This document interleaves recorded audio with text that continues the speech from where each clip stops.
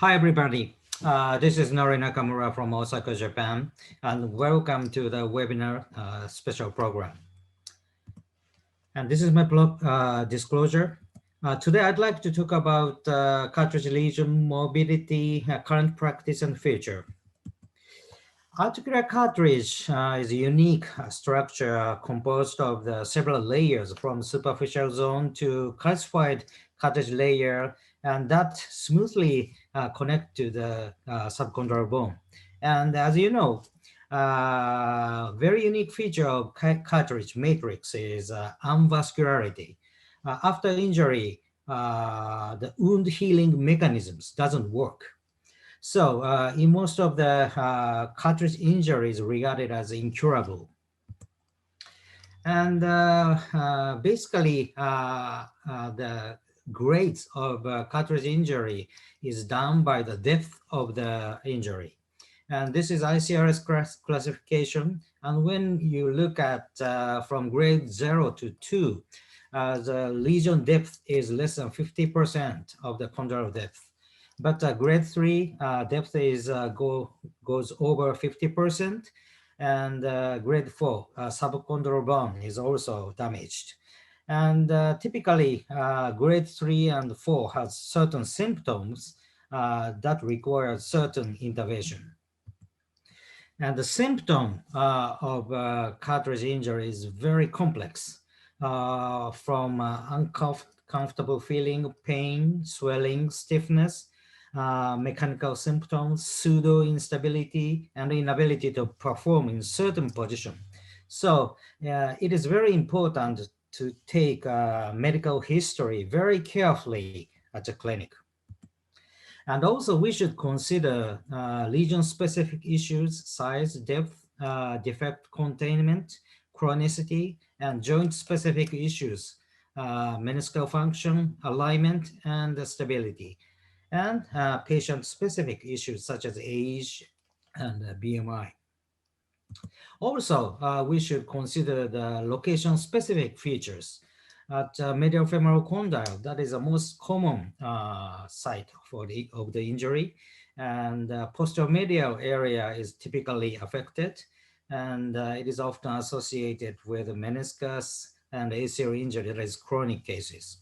And lateral femoral condyle also associated with, often associated with ACL injury, that is fresh cases, and typically anterior aspect damaged, and commonly associated with patellar dislocation. Tibial plateau, this is less common site, and typically posterolateral area affected, and commonly associated also with ACL injury. Patella, this is the second most common site for the injury, and inferior medial facet typically affected. And it causes anterior knee pain and pain at early flexion, and commonly associated with patellar dislocation and dysplasia of the lower extremity. Thoracoria, the lesion is very symptomatic. It is difficult to diagnose, and pain occurs at knee flexion. And interestingly, sometimes observed after ACL reconstruction. So regarding the practice, roughly there are 4 treatment options, and each procedure will be very precisely presented by the presenters, following presenters. But microfracture, briefly, microfracture advantage is a single-stage surgery, cost-effective, and faster rehab protocol applicable. Disadvantage is poor long-term results. ACI, and including several cell-based therapies. Advantage, good results can be are reported, and they can be used in most size lesions. Disadvantage, basically this is a 2-stage surgery, so the donor site morbidity could be expected. This is expensive, and only through a rehab protocol can be applied. And mosaicplasty odds, advantage, this is a single-stage surgery, mature hyaline cartilage can be directly transplanted, and fast rehab program can be applied. Disadvantage, usually this is require two surgical sites, and donor site morbidity is expected. Osteochondral allograft, uh, no donor site morbidity, mature hyaline cartilage can be transplanted and useful especially in large lesions. Disadvantage, it is expensive, requires extensive preparation, and potential immunogenic reactions expected, specifically at a bony site. Surgical algorithm. This is basically dependent on the size and involvement of the subchondral bone lesion.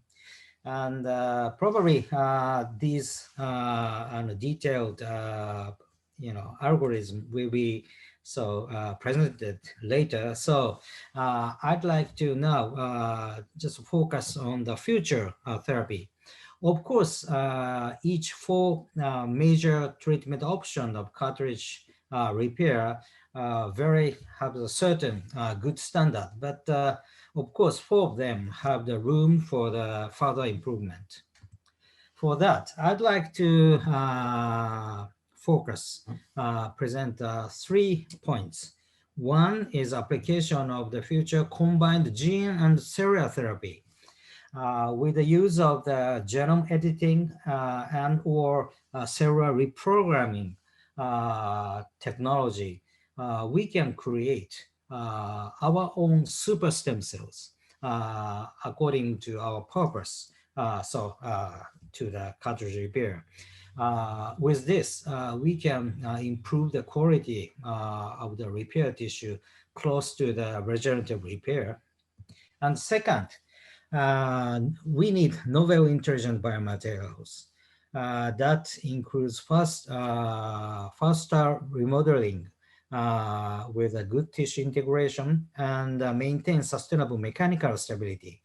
With such properties, more rapid and secure rehab program can be developed. And finally, I'd like to mention of the cell-free regenerative medicine. This will be the placement of the cell-based therapy.